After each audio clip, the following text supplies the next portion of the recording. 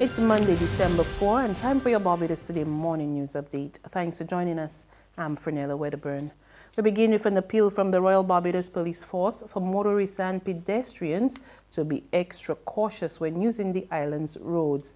The plea comes on the heels of a number of vehicular accidents over the weekend, one of which claimed the life of Amanda Daniel Bayer of Coralland, Haggett Hall, St. Michael.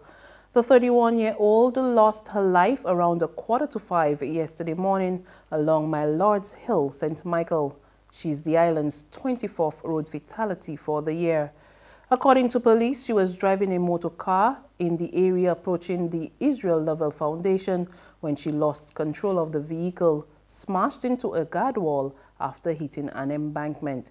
She died at the scene, while her 50-year-old passenger, Jeffrey Callender, received a head injury and was transported to the Queen Elizabeth Hospital for treatment. Police spokesman Inspector Roland Cobbler says this year's road fatalities, which have more than double last year's, is a serious cause for concern. He says given the time of year and the activities being held, motorists should adhere to simple precautionary measures when on the road, including driving at a moderate speed and having a designated driver. Inspector Cobbler also says drivers must ensure that they get adequate rest before getting behind the wheel. A wanted man is now in police custody. Jermaine Ryan Gill, also known as Tall Man, was captured yesterday by lawmen in Britain's Hill, St. Michael. The 28-year-old, whose last known address is Haynes Hill, Map Hill, St. Michael, was the subject of a wanted bulletin over the past few days. He is currently assisting police with investigations. In other news, political hopeful John King is confident he can win the constituency of St. Philip West in the upcoming general election constitutionally due next year. King, who is contesting the poll on a Barbados Labour Party ticket, will challenge the Democratic Labour Party's incumbent, Dr. David Estwick, who has held the seat for over a decade. During a walkthrough of the area over the weekend, King complained of what he says was poor representation by the sitting MP, highlighting issues with roads, housing, and unemployment. I go through this constituency, and everywhere you turn, you're seeing foreclosures, houses for sale. Whenever in Barbados have you seen so many people losing their homes? And you got politicians arguing about 10%? Give me a break. This nonsense has to stop. And the only way they're going to stop is if the people who are frustrated, be they D's, be they B's, they whatever again, get up and come out and vote for a candidate who has no axe to grind with nobody personally, but who has benefited from being in Barbados and who only has the best interests of St. Philip West and the country at heart. And that candidate is John King. He also gave a sneak peek about his vision and plans for the constituency. To see how we can connect with Barbadians of second or third generations overseas. How do we get them to invest in St. Philip West where their parents would have come from? How do we turn Six Roads into a real city that creates jobs and opportunities for persons? If we're going to have things like Sam Lodge Castle coming on board and the Korean, other things in St. Philip, then Six Roads must be a hub where tourists must be able to come and enjoy themselves and mix with locals. And how do we get the locals to produce products and services that tourists will benefit from? So it's a complete different ball game. And this is not here willy-nilly, pie in the sky thing. It can be done, but it takes vision and it takes commitment. And those are the things that I'm going to be bringing to it because I'm very passionate about it. And it is something that I've always wanted to do. And it's just that the opportunity presents itself now. And once I win this seat, which we will, but when we win it, you will come back to me to ask me, how are we getting the things done that we are doing? And it's going to be with the help of all of these people that you see here. Consumers are paying more for gasoline, diesel, and kerosene. Gasoline now costs $3.27 per litre, an increase of 8 cents, while diesel costs 6 cents more at $2.58 per litre. Kerosene now sells at $1.34 per litre, costing 8 cents more. The new prices went into effect at midnight last night.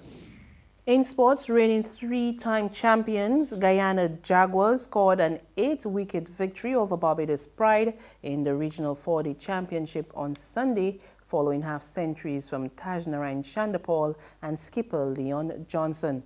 Chandapal finished unbeaten on 62 and Johnson made 61 as the Jaguars successfully chased down 178 for victory on the final day of their fifth-round match at the Guyana National Stadium.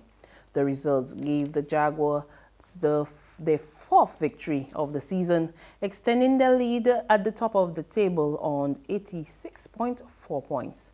The Jaguars now turn their attention to the next round starting next Thursday to host winless Windward Islands Volcanoes at the same venue, while the Leeward Islands Hurricanes host Pride at Warner Park in St. Kitts. There's regional and international news after this short break.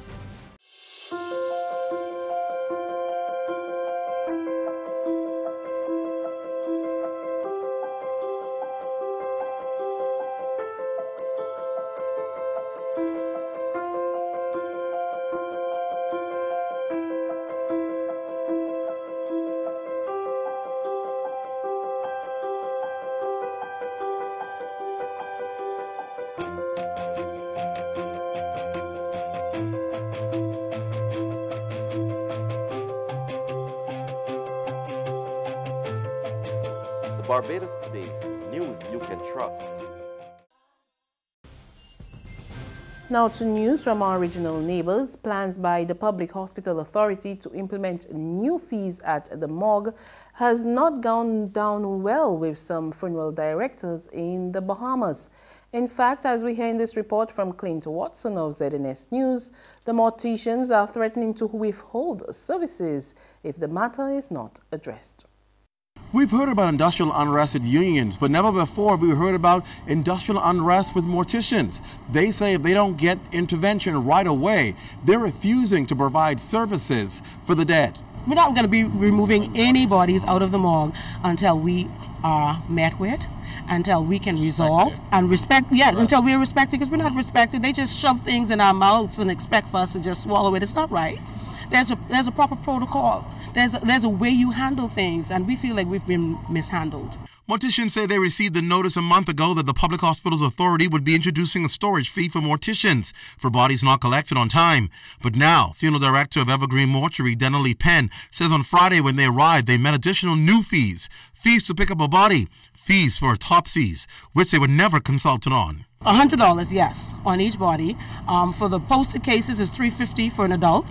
All right, $250 for babies, and these are fees that families will have to pay, not us. And I think it's wrong. People sometimes cannot even pay for their own funeral, their burial. You understand? And now to add these fees. They send this charge of $215 for 2 babies that were stillbirth, which is unfair. The mother was trying to bury her children for over 16 days. And there's no remorse with the workers down here in the morgue and the workers in these facilities. And finally, on the international scene, the United States is in a race to address the threat from North Korea. So says White House National Security Advisor H.R. McMaster. Addressing a defense forum, McMaster said the potential for war was increasing every day, but armed conflict was not the only solution.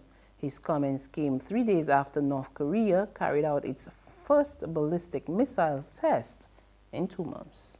I think it's increasing every day, which means that we're in a race, really. We're in a race to be able to solve this problem, not just us, right, but the United States, all of our allies and partners. As we know, China has tremendous coercive economic power over North Korea. I mean, you can't shoot a missile without fuel. Right, and so there are ways to address this problem short of armed conflict, but it is a race because he's getting closer and closer, and there's not much time left. And that's news. But for the very latest, visit our website www.barbadostoday.bb. Also subscribe to our e-paper, email updates, and like us on Facebook. We're also on Izumi Media in bus terminals or screenplay at supermarkets and gas stations near you, as well as Mix 96.9 FM. I'm Frenella Wedderburn. Good morning.